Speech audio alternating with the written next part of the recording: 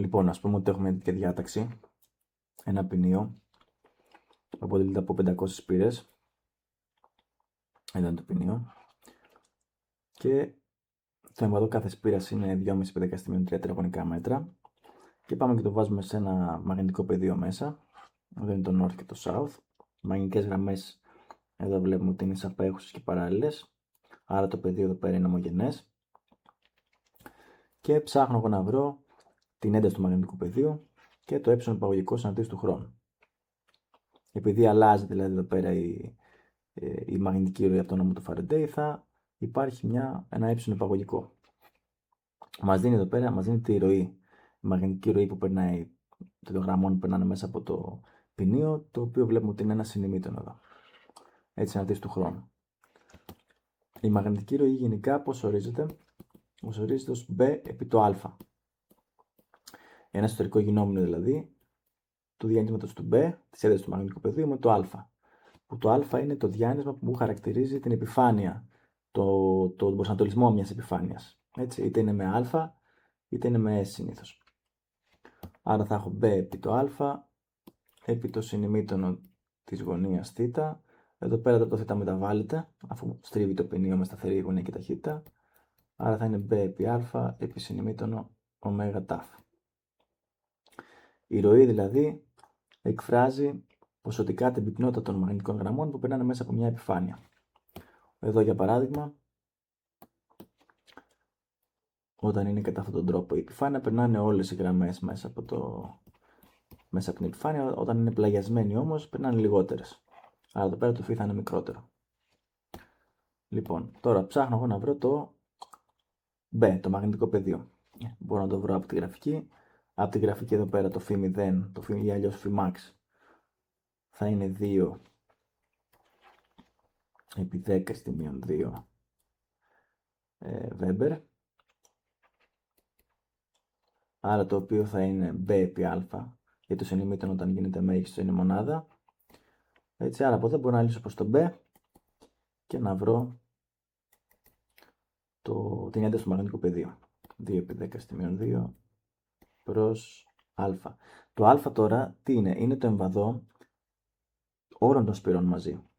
Άρα δηλαδή θα είναι 500 οι σπήρες επί το εμβαδό κάθε σπήρας που είναι 2,5 επί 10 στη μείον 3. Λοιπόν, άρα αυτό άρα πόσα είναι αυτό? Θα είναι 2 προς 500, άρα 1 προς 250 επί 2,5 επί 10 στην 3 μείον 2, άρα επί 10, άρα συνεπάγεται το B θα είναι 1 προς 25 μας κάνει αυτό, άρα θα είναι 1 προς 25 επί το 2,5 που είναι 5 δεύτερα, άρα το B θα είναι 2 προς 125, το οποίο αυτό μας κάνει 0,016 Τέσλα. Άρα αυτό είναι το B.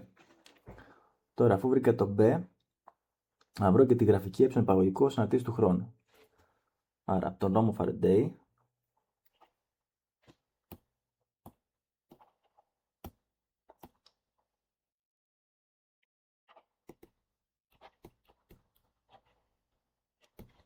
το ε παγωγικό θα είναι μείον d προς d τάφ της μαγνητικής ροής. Άρα μείον d προς d τάφ του φ, που το φ είπαμε ότι είναι b επί α επί συνημήτων ω τάφ.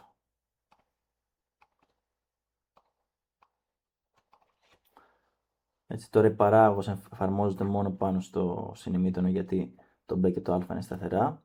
Άρα μπορώ να τα βγάλω έξω. Άρα θα έχω επί μείον d προς d τάφ επί συνημήτωνο ω τάφ. Άρα θα έχω δηλαδή b επί α.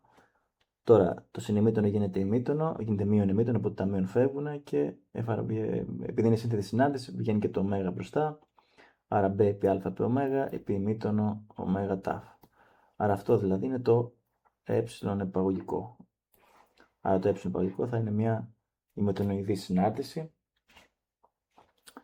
Έτσι, και το μόνο που χρειάζεται να βρούμε για να το υπολογίσουμε θα είναι το ω.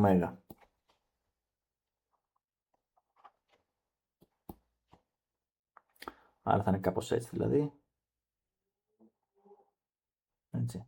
Και εδώ ακριβώς θα είναι το b επί α επί το ω. Το ω μπορώ να το βρω από την προηγούμενη γραφική, αφού μπορώ να βρω την περίοδο. Η περίοδος είναι 10 επί 10 στη μείον 3, γιατί είναι επί 10 στη μείον 3 εδώ πέρα ο άξονας. Άρα το τάφ θα είναι και εδώ